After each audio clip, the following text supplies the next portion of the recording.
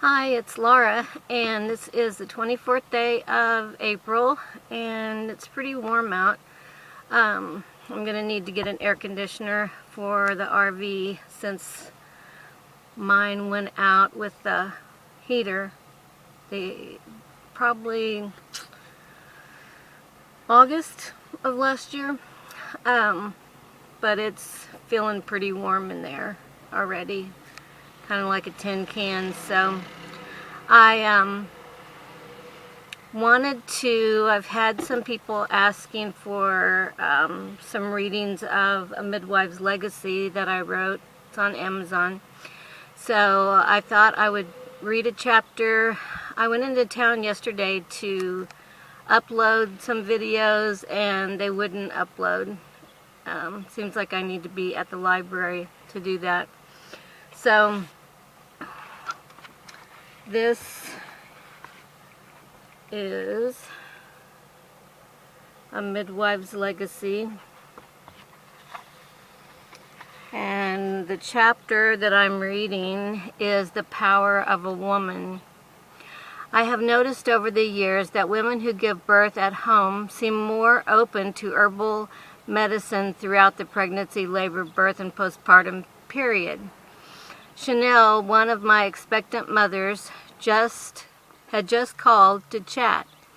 As we discussed the upcoming birth of her first daughter, she had a sonogram. The conversation shifted to a deeply buried fear of hers. She had invited her friend Patty to be her labor support.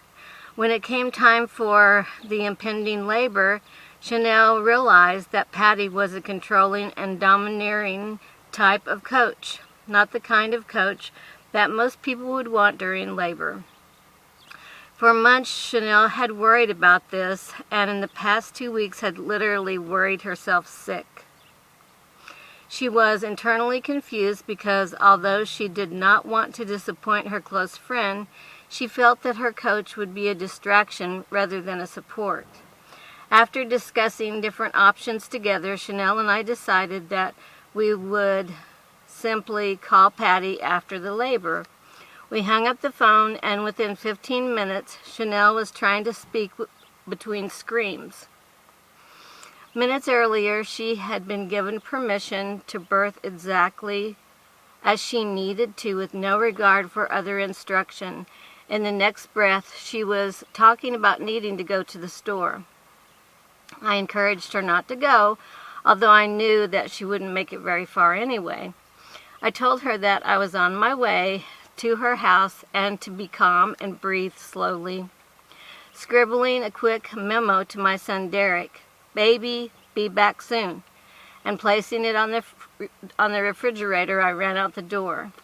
I arrived at her colony home as quickly as possible, where I found her hunched over the couch in the living room.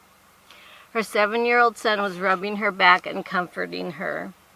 She continued to scream while I encouraged low moans instead of wasting precious energy. I called 3 of my apprentices and asked